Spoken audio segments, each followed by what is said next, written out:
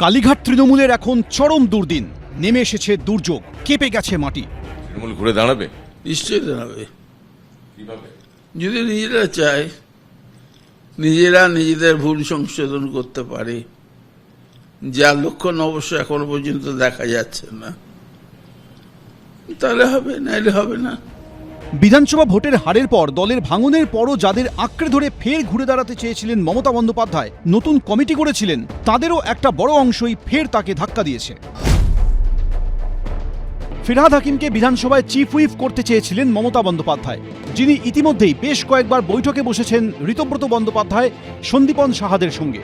মহিলা তৃণমূল কংগ্রেসের দায়িত্ব দেওয়া হয়েছিল মালা রায়কে, যুব সভানেত্রী করা হয় সায়নী ঘোষকে। তারা দুজনই দিল্লিতে গিয়ে এনসিপিআইতে মিশে গিয়েছেন। পূর্ব বর্ধমানের জেলা সভাপতি করা হয়েছিল রবীন্দ্রনাথ চট্টোপাধ্যায়কে। প্রদীপ সরকারকে পশ্চিম মেদিনীপুরের সাধারণ সম্পাদকের দায়িত্ব দিয়েছিলেন মমতা বন্দ্যোপাধ্যায়। দুজনই ইস্তফা দিয়েছেন।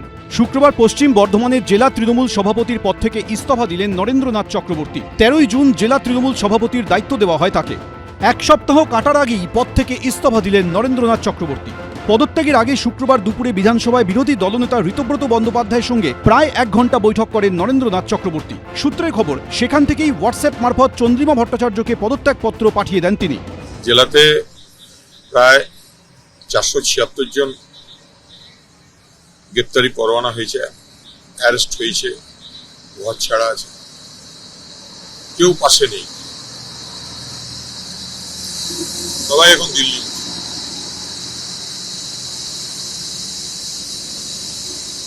কর্মীদের কি জবাব দেব? আর তাছাড়া শরীরও পারমিট করছিল না।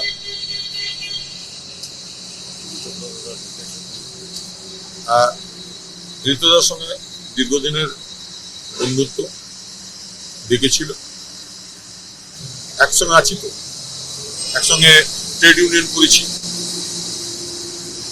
আপনি জেলা সভাপতি পদ থেকে তৃণমূলে কি থাকতেন? মানে মমতা বন্দ্যোপাধ্যায় তৃণমূলে থাকতেন, কালীঘাট তৃণমূলে থাকতেন? তৃণমূলেই তো আছি, সবাই তো তৃণমূলে। শুক্রবার বিরোধী দলনেতার ঘরে বৈঠকে ছিলেন তৃণমূলের আরেক পদত্যাগী রবীন্দ্রনাথ চট্টোপাধ্যায়ও। সম্প্রতি পূর্ব বর্ধমানের জেলা সভাপতি পদ থেকে ইস্তফা দেন তিনি। এদিন নরেন্দ্রনাথ চক্রবর্তীর পাশাপাশি ঋতব্রত বন্দ্যোপাধ্যায়ের সঙ্গে বৈঠক করেন তিনিও। তাহলে কি তিনিও কালীঘাট তৃণমূল থেকে ঋতব্রত তৃণমূলের দিকে যাচ্ছেন? পূর্ব বর্ধমানের জেলা সভাপতি পদ থেকে ছেড়ে দিলেন, আজকে ঋতব্রত বন্দ্যোপাধ্যায়ের ঘরে কেন? আমি এসেছিলাম পেনশনের জন্য, তারই মধ্যে দেখলাম যে আমাদের পুরনো যারা এমএলএ ওখানে আছে সবাই। আর কে আছেন? আরও আখরুজ্জামান তো আমার সবাই ছিল, নরেন চক্রবর্তীও তো আছে। নরেন চক্রবর্তী ছিল। আপনি কি তৃণমূলের সঙ্গে আছেন এখন? এক্ষুনি কিছু বলতে পারছি না। মানে মানে কোন তৃণমূল? মানে কালীঘাট তৃণমূলের সঙ্গে আছেন, মমতা বন্দ্যোপাধ্যায়ের সঙ্গে আছেন? এক্ষুনি বলতে পারছি না। মানে ভবিষ্যতে থাকবেন কিনা কোনো ঠিক নেই? চিন্তা করছি, হ্যাঁ চিন্তা করছি, পরে করবো। পরে সিদ্ধান্ত নেবেন। এমনি ঋতব্রত গোষ্ঠীর সঙ্গে যোগ দেবেন, মানে ওর সঙ্গে বৈঠক করলেন? সেগুলো বললাম পরে বলবো আপনাদের। এখনো ঠিক হয় না। সব মিলে কালীঘাট তৃণমূলের ডামাডোল আরও বাড়ছে। আশাবুল হোসেন, কৃষ্ণেন্দু অধিকারী, এবিপি আনন্দ। এবিপি আনন্দ, এগিয়ে থাকে, এগিয়ে রাখে।